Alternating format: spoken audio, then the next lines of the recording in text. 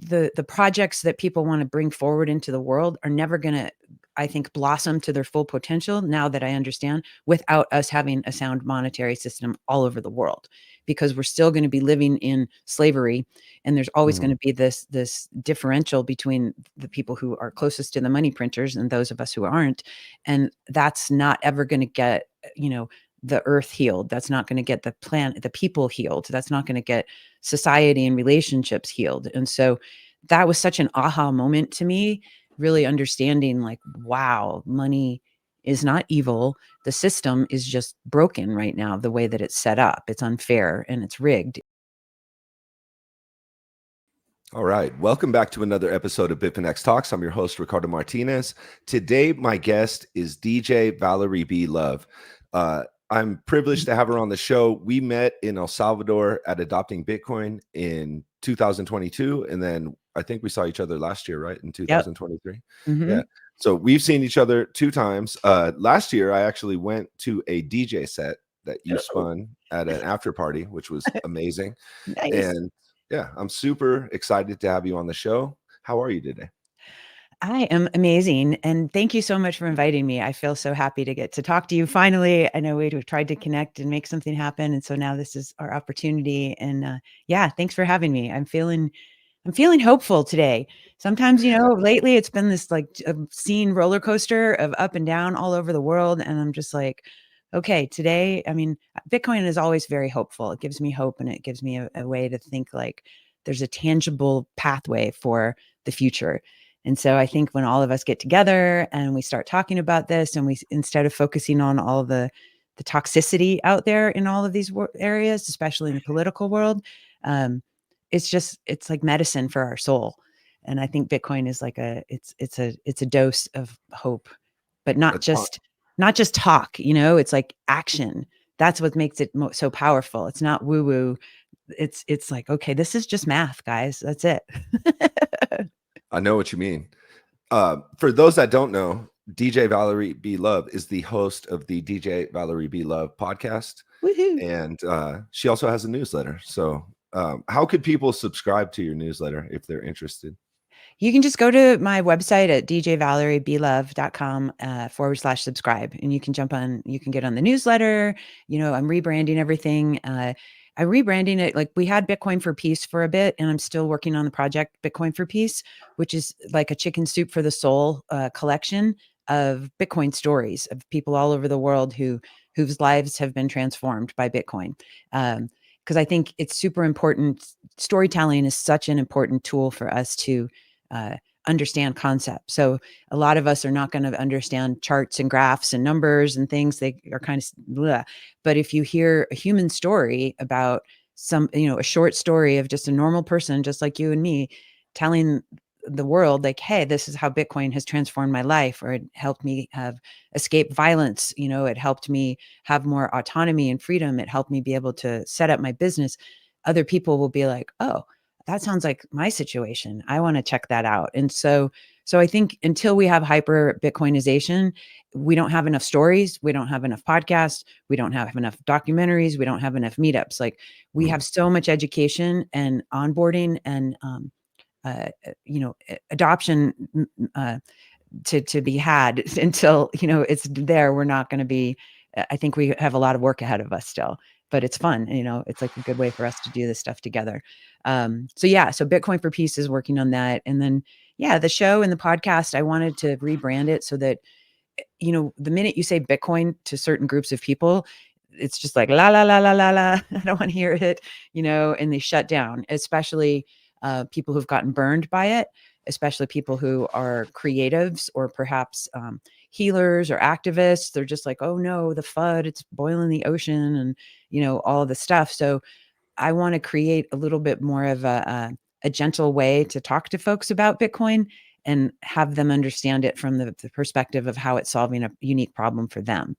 And so I think that'll give us an opportunity to have more different conversations with broader audiences. So that's why I kind of rebranded it to just DJ Val. Okay, nice. I really like the idea of people telling their stories and how Bitcoin has like impacted them personally. Like, Yeah. let's get into your Bitcoin story. Like, how did you come across Bitcoin for the first time, and what made you like become extremely interested in it? Well, my girlfriend about, I don't know, now it's probably like 6 or 7 years ago, she brought me to a blockchain conference, and, Okay. and it was like Steve Wozniak and all these, big techie people were there. And I was like, wow, this is cool. But then I kept hearing like, I'm like, she's like, yeah, you can make a Val token and do all this. And I'm just like, this is bullshit. This doesn't add up. And who's going to buy this? And there's no liquidity and no value. I have a background in finance, and my ex-husband and I started, he's been a hedge fund manager for years, but we started our own fund for real estate investors who do fix and flip. So short-term lending. And so I'm familiar. I worked at Deloitte and Touche, and a lot of people don't know all that about me because I look like I'm just a sparkle DJ, which is more fun than working at Deloitte and Touche and being a CPA. um, so anyway, so I just was like, this doesn't make sense, So I just kind of pushed Bitcoin, crypto, blockchain all on the shelf and just thought it was just scammy kind of stuff. Mhm. Fast forward to COVID. And, of course, we're all sitting on our couches and watching YouTube. I'm like, I need to make some money, maybe I should get back into that crypto trading stuff. And I remember there was the Beeple sale for that NFT for 69 million. Oh And yeah. I'm like, wow, well, if I can sell a JPEG for 69 million, that seems like let's do that. So I just dove in and just started watching all this stuff and playing around. And then it wasn't until I started listening to Peter's podcast and I heard Alex Gladstein talking about, people escaping violence and not domestic, authoritarian regimes, and having your seed phrase stuck into your clothes, and then, oh look, you can have this brand new life because you've got your 12 words. Mhm. That just completely shattered everything. I was like, Yeah, it's okay, extremely powerful. so powerful. And so when I learned that, it was like, okay, forget all this crypto stuff. I want to learn how Bitcoin can save people's lives. Because as somebody who's, I'm a love activist, I'm a love warrior. I'm always on a mission to how can we help people raise their vibration? How can we help them, live their best life, step into their truth, step into their power, Mhm. find what their purpose is and go out there and do it. And as a DJ, that was always something interesting to me because it's like you can help shift, 10, 5, 1,000 people, 10,000 people's consciousness and do this like, yes, we believe, get up, stand up, imagine, and let's go world. But what was missing from that Woodstock generation, from the Burning Man generation, from the raver generation is sound money, because we can sit and go build all of these, we can have an ayahuasca retreat, we can have the raves, we can have all of these beautiful things, but the projects that people want to bring forward into the world are never going to, I think, blossom to their full potential, now that I understand, without us having a sound monetary system all over the world, because we're still going to be living in slavery, and there's always going Mhm. to be this differential between the people who are closest to the money printers and those of us who aren't. And that's not ever going to get, you know the earth healed. That's not going to get the planet, the people healed. That's not going to get society and relationships healed. And so that was such an aha moment to me, really understanding like, wow, money is not evil. The system is just broken right now, the way that it's set up. It's unfair and it's rigged. And so this levels it. And that was just like, wow, I have to focus all of this little hamster attention on it.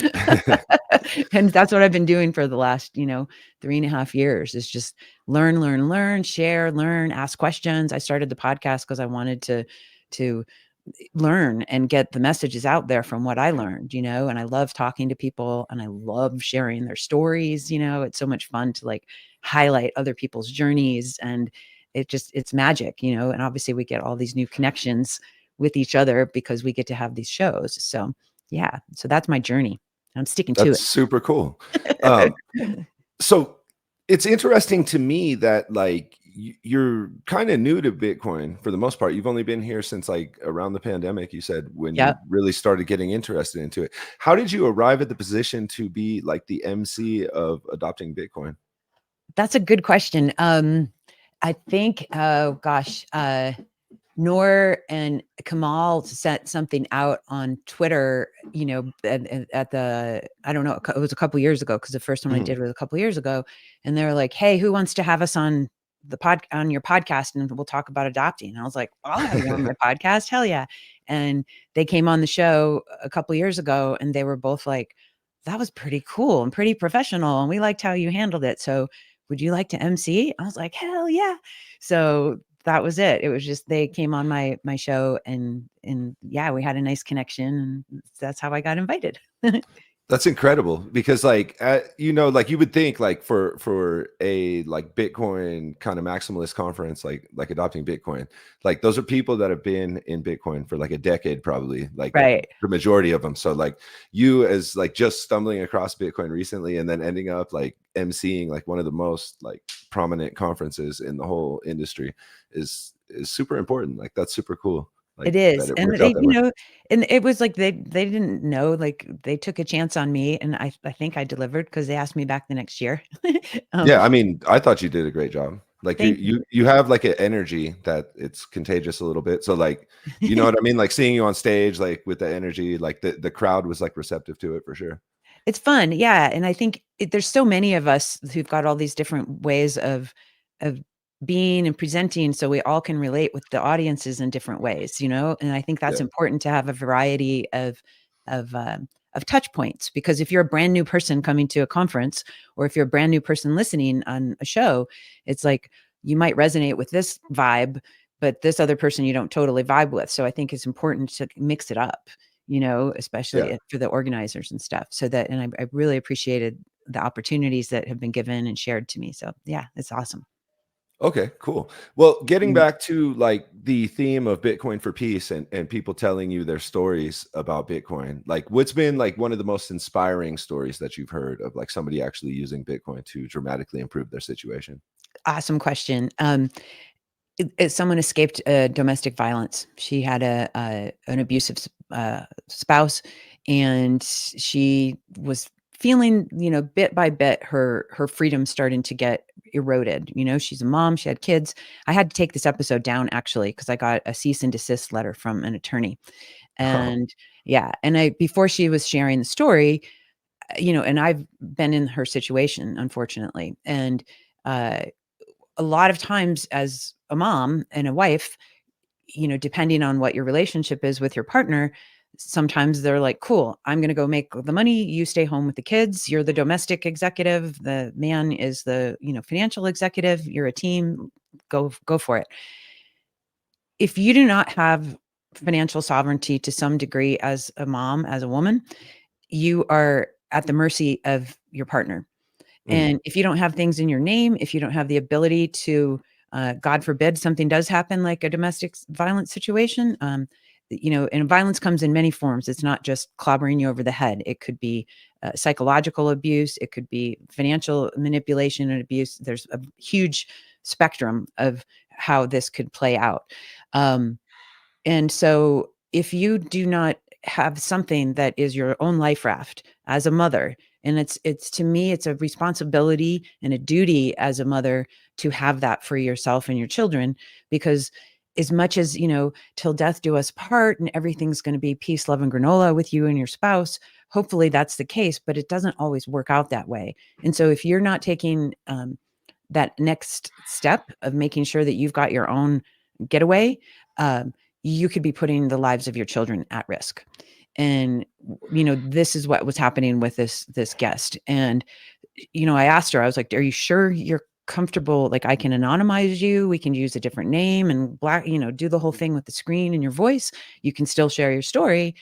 And she was like, no, no, no, I'm ready, I can tell it. And of course, you know, within 2 weeks we both got the cease and desist, and now she's dealing with a whole shit show of legal stuff from this person. But the slow erosion of her privacy and her freedom, you know, this man was putting surveillance cameras inside of the house, and he would give her $200 in cash a week, no credit cards, her names were not in the bank statements, nothing. So she had no financial sovereignty. And she knew about Bitcoin, and she had her mom start to take little bits of that cash, have a phone outside of the house, and she had a wallet, and she started saving in Bitcoin over a year, and was getting her escape plan. And so it was just this like slow process. And so unfortunately, it ended up with a violent situation where she did have to leave immediately. And she had enough to get started with rent and getting herself and her children safe. And so um, that's a super powerful way that people can understand, like, wow, Bitcoin can save someone's life, and help them start again. We just had at Nashville, Natalie Brunell and Callie, we do the Women in Bitcoin brunch, and we had uh, Women in Distress, which is an organization down in Florida that deals with domestic violence. And they have served over 1 million women and people getting out of domestic violence situations. And so she's going to be coming on the show at some point. We're going to be the CEO, and we're going to talk about, like, how can we really, really, if you don't teach these people, and they could be men as well, who need to have a backup plan, if you don't teach them correctly how to use Bitcoin safely, it could mean life or death for them. They could get killed. Because if a violent partner knows that I'm squirreling away money and I'm not telling you, um, they might just say, no, you're not, and kill you and kill your children. And it's real. This is life or death for people. And so I love number go up. I love circular economies. I love medium of exchange. All of it. But like, Bitcoin is a tool for peace. It is a tool for life or death for so many people. And most of people in, the United States and in these first world countries we don't get it yet, And so to me, the more stories that we can share and touch people's hearts, um, and then give them actionable step by step, like, this is how you do it. This is how you do not do it, and making sure that people understand it very clearly, so I think it's a very, very, we've got a lot of education still to do. First of all, that's an incredible story. And then second, like, I guess like, what would you tell them to, like, how would they acquire Bitcoin if they're in this situation where like they have like somebody that may be like trying to like snoop and know like what they're doing in their private like sector of their lives? Like, how would you recommend that someone proceed in that situation? My answer is always, it depends, Mhm. and so, but I think, talking with Linda, talking with this other guest who she now goes to domestic violence shelters all over and is teaching them, and she's got a kind of a protocol that she does. Mhm. I would defer to those two people because they're going to know a lot more of the nuances of the stories of, like, oh, I didn't think about that. You got to cover that base too. Yeah. Um, but if you're it's there's two scenarios, right? If you're in a situation where you've got a peaceful partner and you're just like, look, this is why I want to have my own Bitcoin, this is why I need to have my own stash, and then you have an agreement with your partners to say, cool, we're going to have this separate thing. That's one thing. If Yeah. you're already in a violent situation, if you're already in a situation that, in the back of your mind, like, I kind of need to get myself out of here at some point. Maybe Mhm. not this moment, but at some point I need to get out.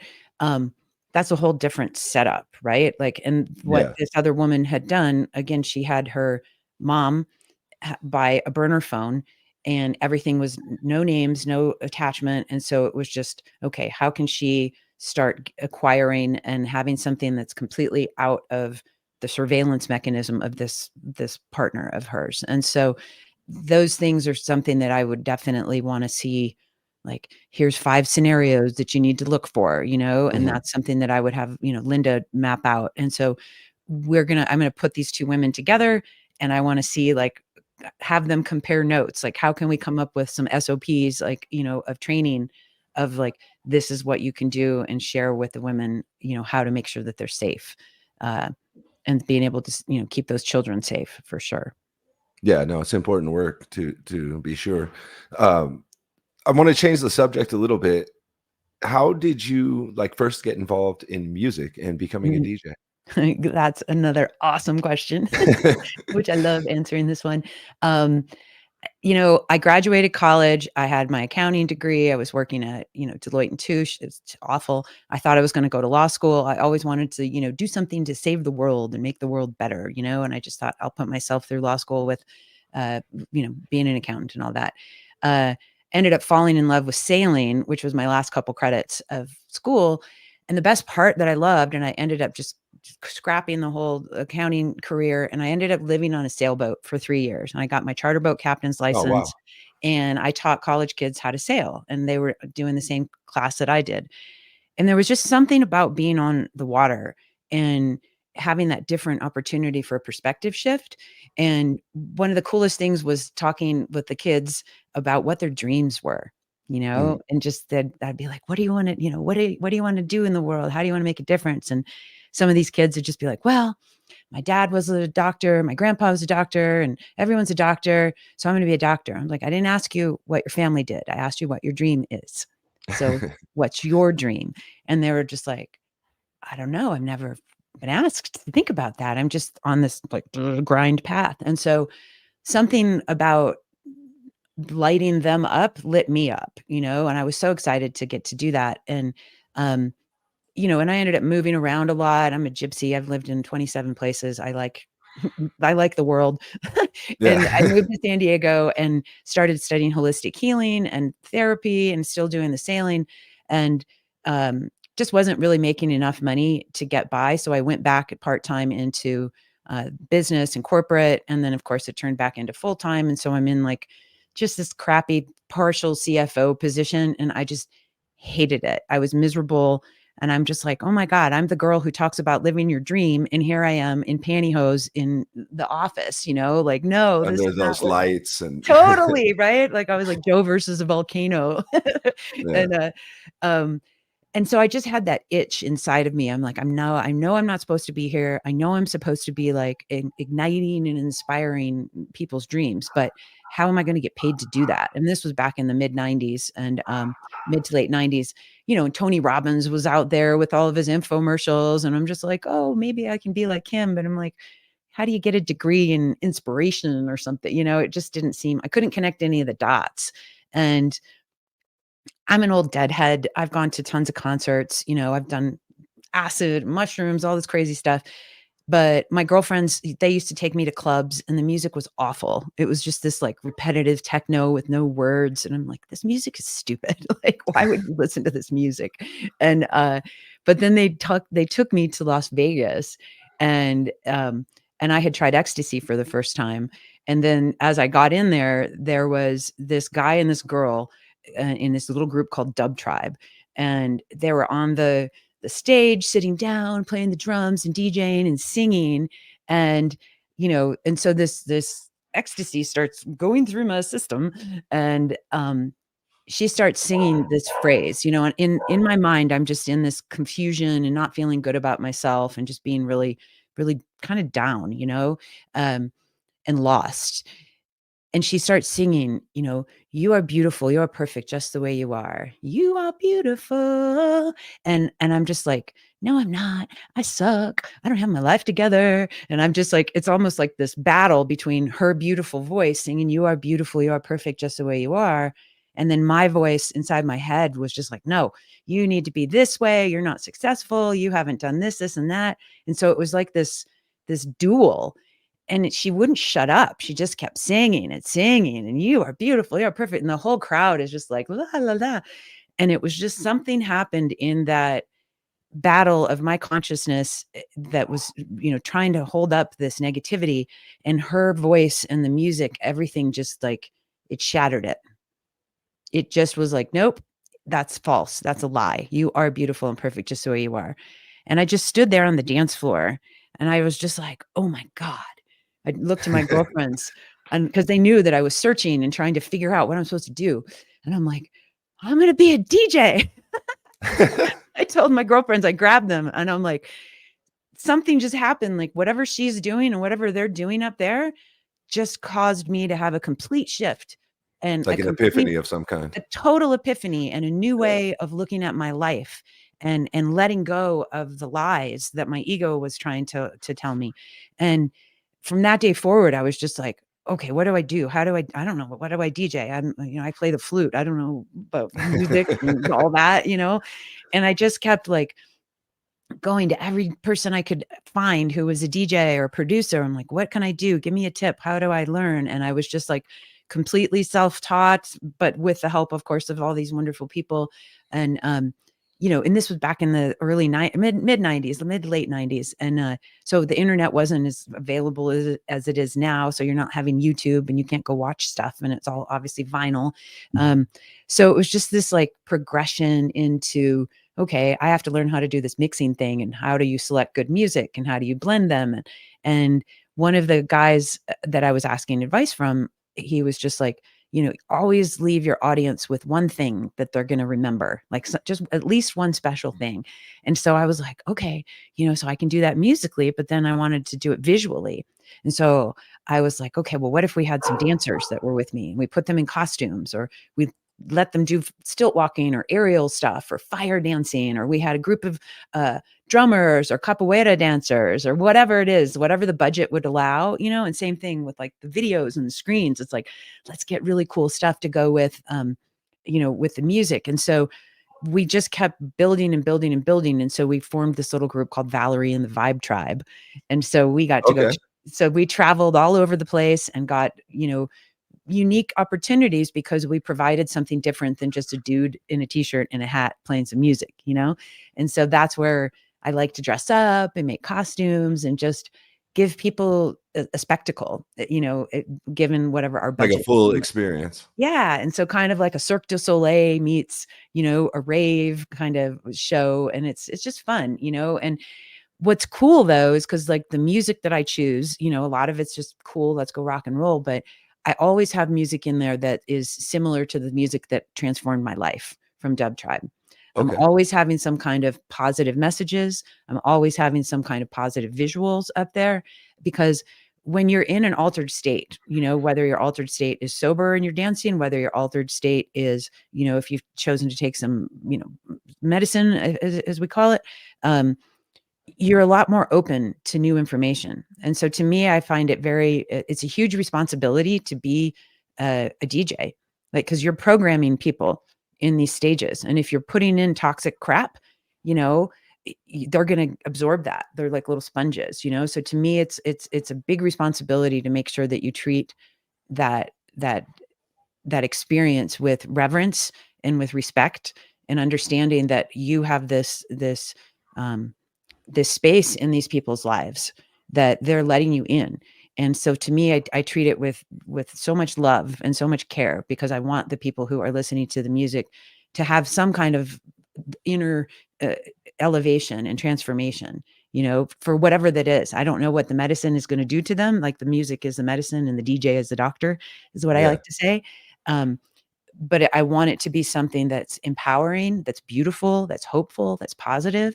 And so to me, like fusing the hope and the positivity of Bitcoin, obviously, as a tangible tool with, music and art and togetherness and being, it's like, wow, what could we do as a world if we start creating more experiences that are integrating the music, integrating the freedom technology that Bitcoin is.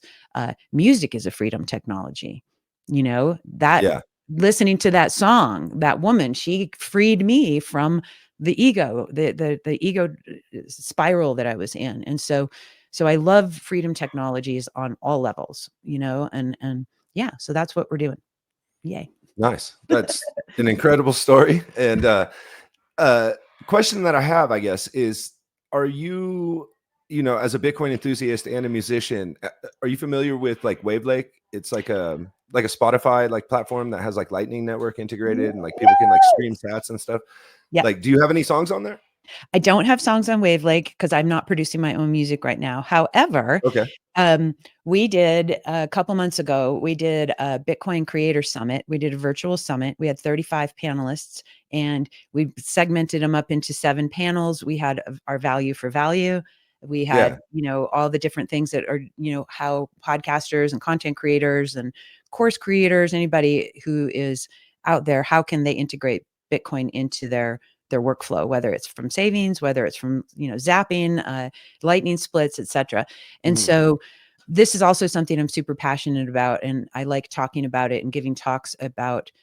We were just had a value for value panel in Nashville that I was on for musicians, and Oh wow. yeah, and so it's really, really like people do not know. And I was on a value for value panel in Madeira in at Bitcoin Atlantis. And so the mainstream musicians have no clue how Bitcoin works. They don't know about Lightning. They're getting, marketed all the latest NFT scams so that they can go make bullshit. And then unfortunately they rug pull their audiences. And I'm like, no, like we have to, we have to teach them, because imagine if you're a DJ or music producer or an artist or whatever, and you give your audience like, yay, I'm doing this token release or my NFT or whatever the hell they're doing.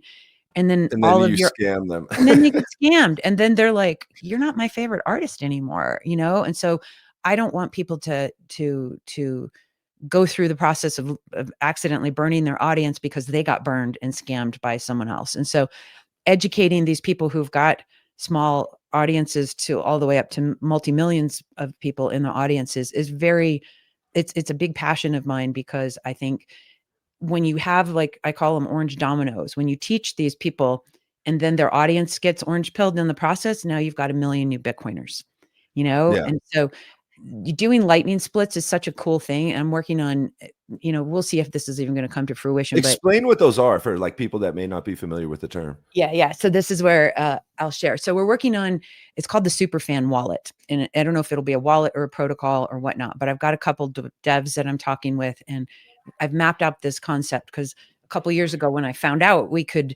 they were starting to figure out how to use Prism and Ellen Bits, now we can do splits easily. But right now, the way that the standard fees are for artists, if you have a song, you stick it on Spotify, right?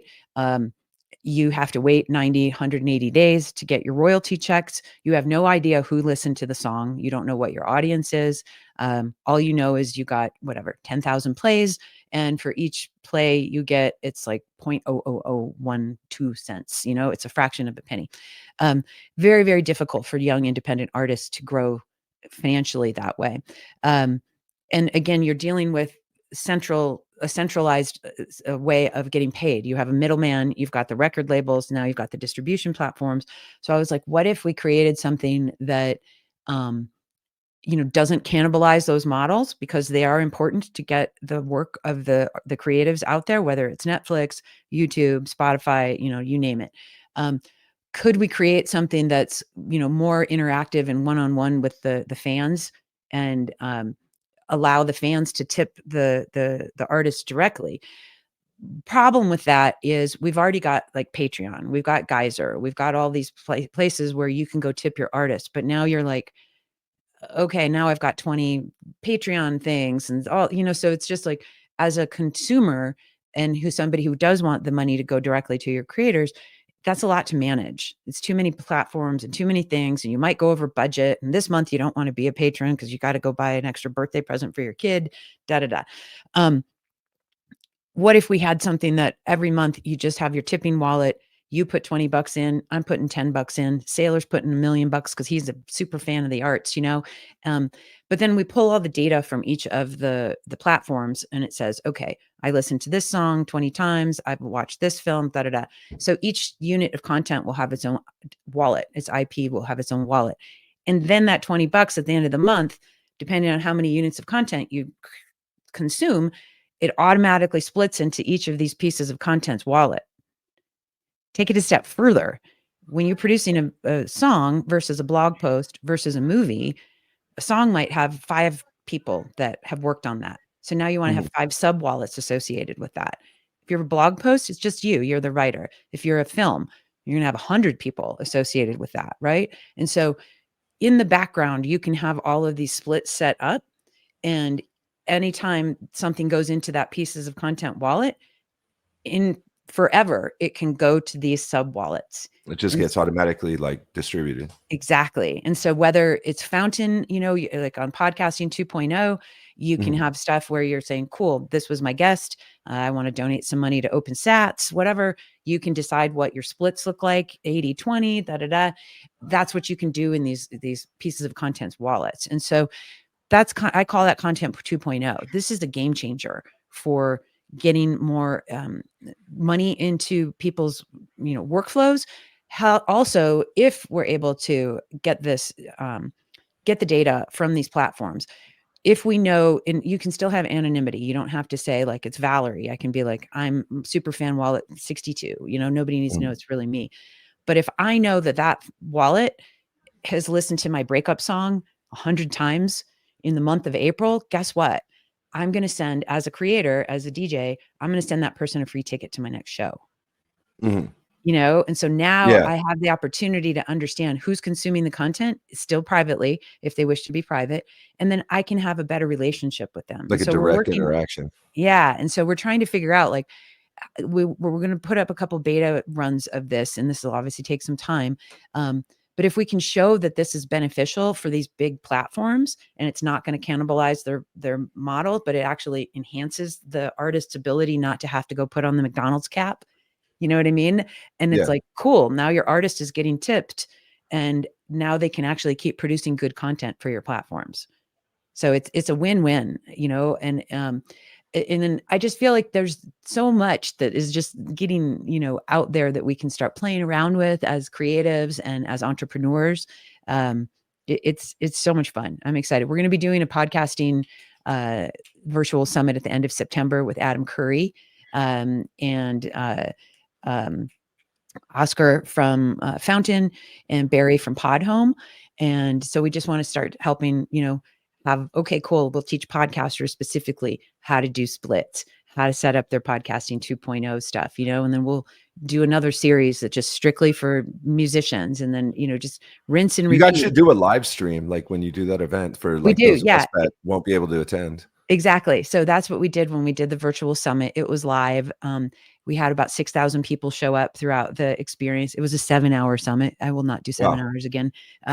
This next one will be 2 hours, but then, yeah, we want to take the content, give it to people, let it be value for value. If people want to donate, great. If they don't, that's okay too.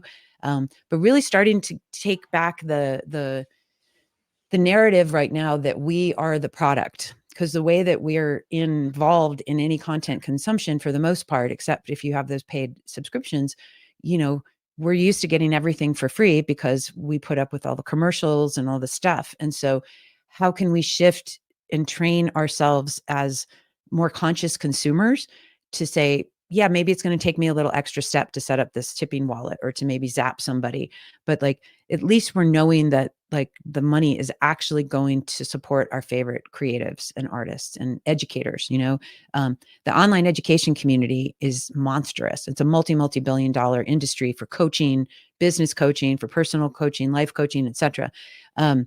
And so that whole industry itself needs to get disrupted, because people put all their free stuff out. They do their webinars, they do this, they have paywalls, they have the subscriptions. And it's just like, what if we can teach them how to have Bitcoin integrated into that? And again, do the splits, make it easy. And that's another way to orange pill that whole industry, I think. And so I think we've got a lot of just really neat opportunities to orange pill folks in different ways.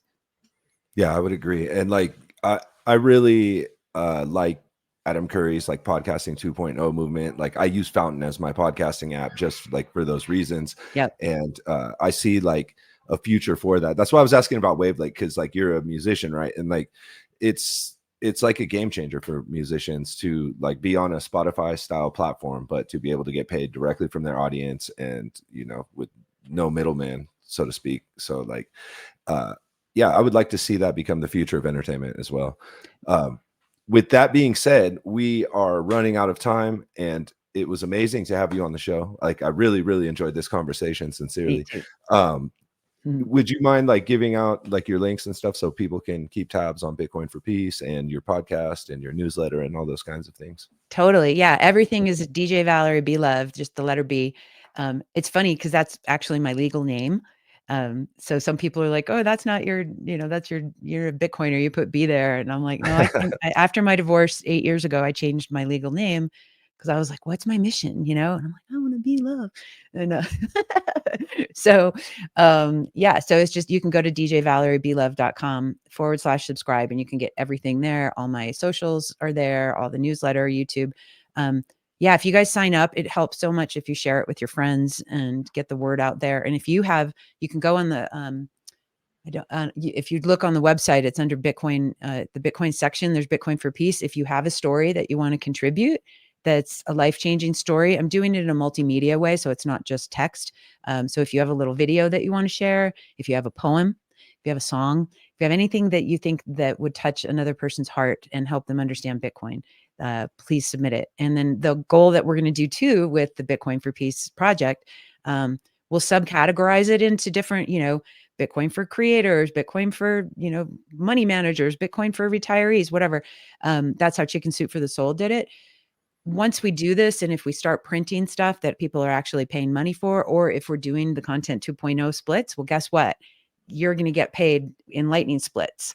And so that's what we want to do also with this project as like an experimental opportunity, so that we can tell other people like, hey, here's the blueprint, go check this out and do this in your projects and what you're doing out there. So everything I do is all open. I want the world to understand how to use it, and figuring out how we can get value for value going and to the next level. So yeah. So thanks Yeah, so no, it's much. incredible work. And yeah, thanks for having me. And everybody out there, just stay focused, stay positive. Don't get Velcroed into the toxic negative nonsense. And I know I'm subject to that too, but you know, focus on the prize, focus on the beauty of the future, and what Bitcoin and love can bring to our planet and to our families. So yay. What a way to end the show.